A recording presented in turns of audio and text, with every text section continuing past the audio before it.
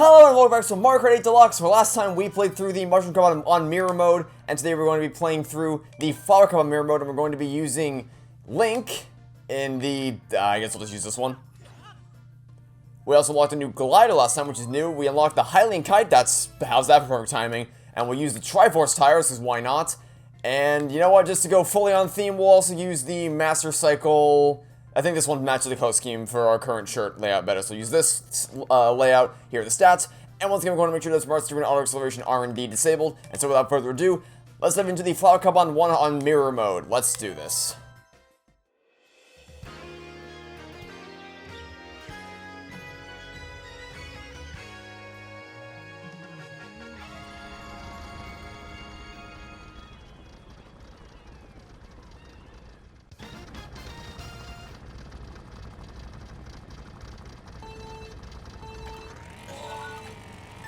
I am in a mood to rant, so guess what? I'm gonna rant. I watched a movie that was really bad, and you know what it's called? It's called Free Guy. Everyone's really loving this movie right now, and you wanna know why? It's because Ryan Reynolds does the funny man things, and Jacksepticeye and a bunch of other YouTubers and Twitch streamers are in it. And that is literally the only reason, because it can't possibly be for the plot or characters, because good lord almighty, does this plot make no goddamn sense at all. For one thing, its internal rules don't make any sense, in terms of, like, sometimes they have to, the people who work at the development company have to go inside the video game as player characters themselves in order to fix things, and sometimes they don't, and they can just fix everything from their computers, and it's like, you're not even trying to keep this consistent, are you? So it's just not good.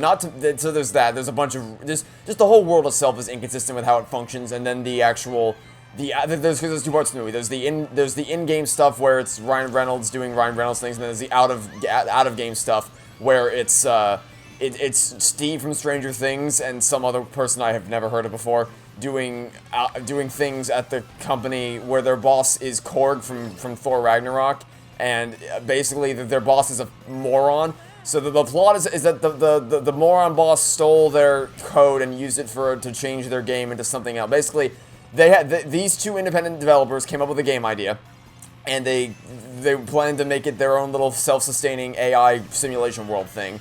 And then somehow the boss man got hold of it and repackaged it and rebranded it as his own thing, except he didn't give them any credit for their code whatsoever.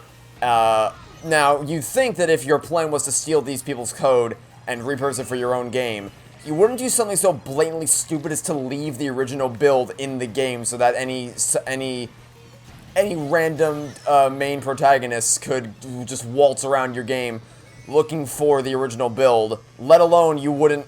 Because he puts up an invisible wall thing in order to shield people from being able to see the original build, but doesn't make it so that players and NPC characters can't pass through this wall, which doesn't make any sense at all, especially considering the fact that he apparently didn't leave out the reflections. What? The way that they discover the proof that there is actually the original build still in the thing is that they pull down the... Oh my god, they pull down the blinds, thus revealing the reflection across all the blinds, and it doesn't make any sense at all. Oh my god, this movie is so bad. It's really bad. Oh my god.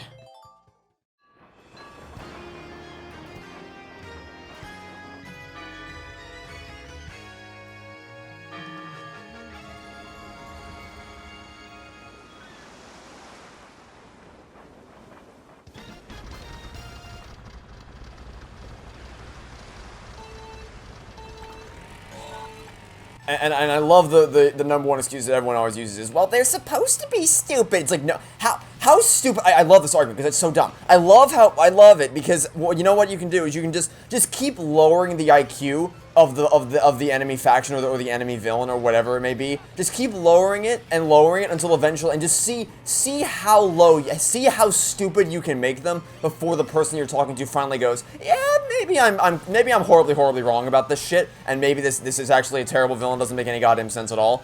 Just keep lowering it to the point where you eventually just have like a toddler as the villain that can't speak properly and just like fumbling around like a complete idiot, and see how low you can push it until they finally go, oh yeah, you're right, this doesn't make any sense, this villain is terrible. And my other favorite, well, okay, another thing that happens is in the climax of this stupid movie, eventually he decides, oh, I'm just gonna destroy the server so that you can't get your original build anymore.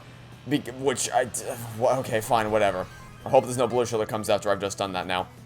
But yeah, so he does that. That's his big brain plan, is to destroy the server so that they don't find the original build in the game, which is so goddamn stupid because he destroys literally every server. I just noticed this right now. He destroys literally every server in the server room, which doesn't even make any sense because you would just shut down. He grabs a freaking axe and destroys the physical servers in the physical server room one by one, instead of just doing the intelligent thing and shutting down the server itself through a computer. Because they reset the servers with a computer earlier, so they can just shut down the servers with those same computers. But no, you have to destroy the actual server machines themselves, which oh my god, it doesn't make any sense. And also, he destroys every single server with his axe, except, conveniently, the only one that he doesn't destroy is the one that's keeping all the characters alive. Like, he destroys every other machine except the one that is used to run the characters, which I don't even know why you have servers dedicated to different things. They should all be running in coagulation with each other. And not to mention the fact that apparently there's no server that's constructing the bridge that they're running across, or the ocean itself, that's not destroyed. There's also apparently no server that's constructing, or that's running the original build, because he destroys every server that's not the one that's running the characters, and yet the original build is still fully functional when he gets over the invisible wall. And also, if you destroy a server, like you take an axe to it and it just shatters to pieces, it would instantly destroy. Like, it would just, it'd be like a binary switch. You destroy the server, and just like you snap your fingers and it's not on anymore. It's done. The server's dead. It's not running anymore. But in this movie, for some reason, it slowly, meticulously, one by one, starts to erase different pieces of the world. It doesn't make any sense.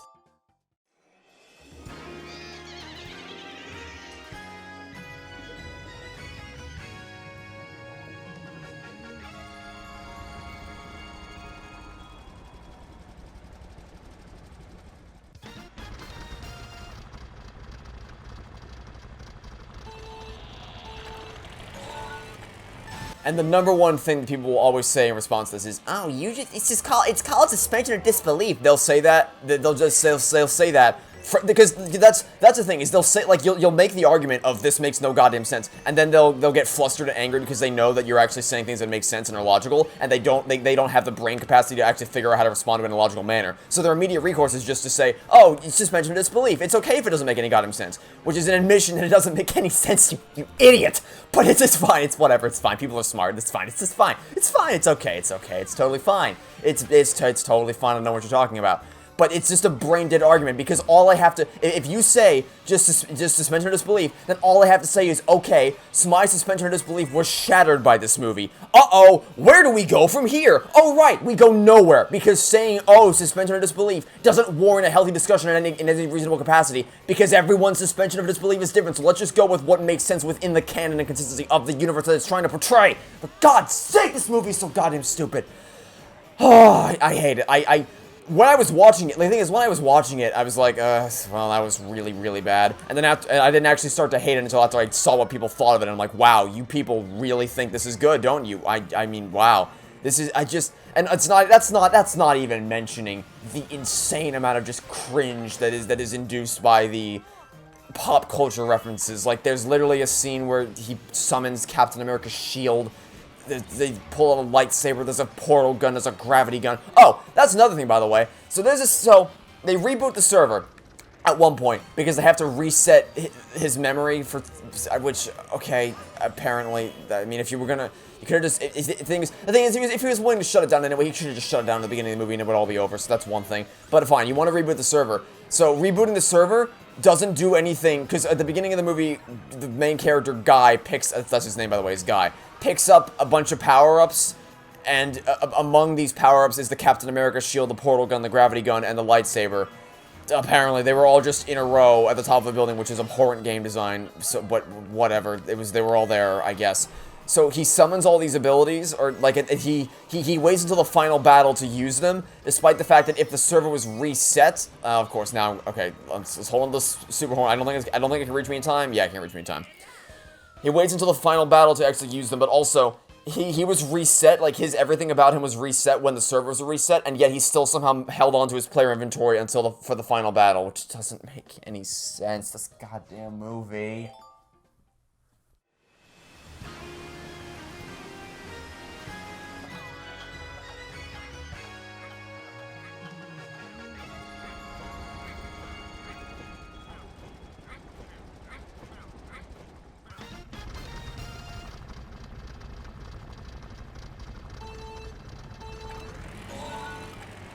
And I shouldn't be surprised by this, but tomato meter, 82% for critics, 95% for audiences.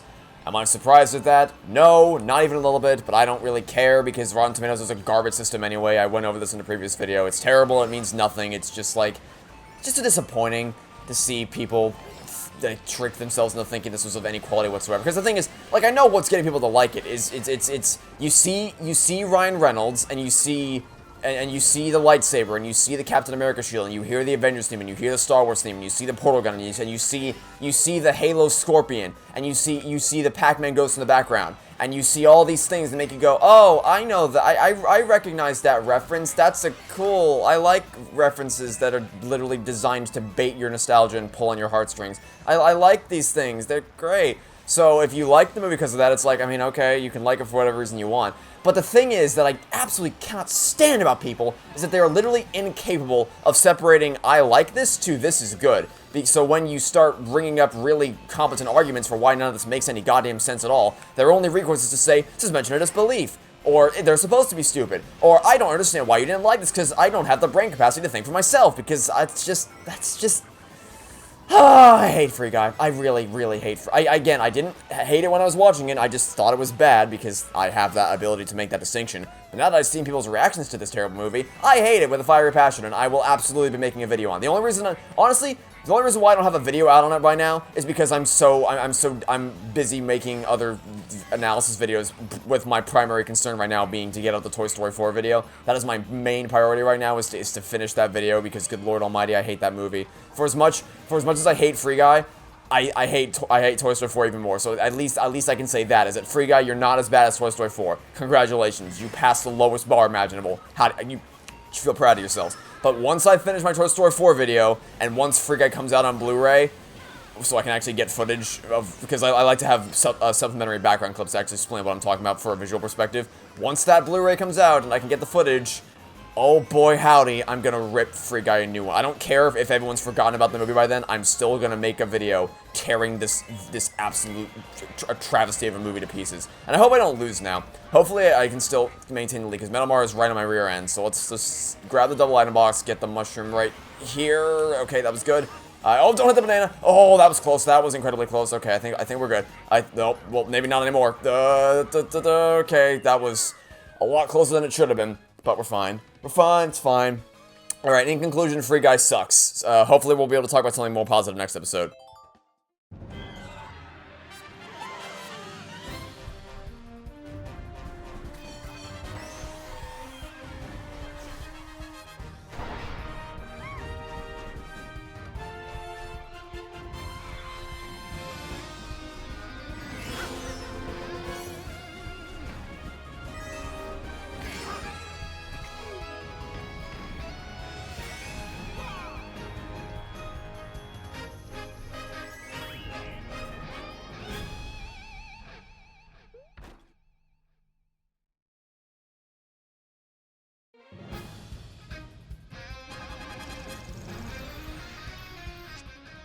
You've collected 1,450 coins, and so a new vehicle customization option has been unlocked. We'll see what that is in the next episode. But for now, that will be it for this video. So, thanks for watching. Stay tuned for next time. We'll catch you all tomorrow for some more Mario Kart 8 Deluxe. Goodbye.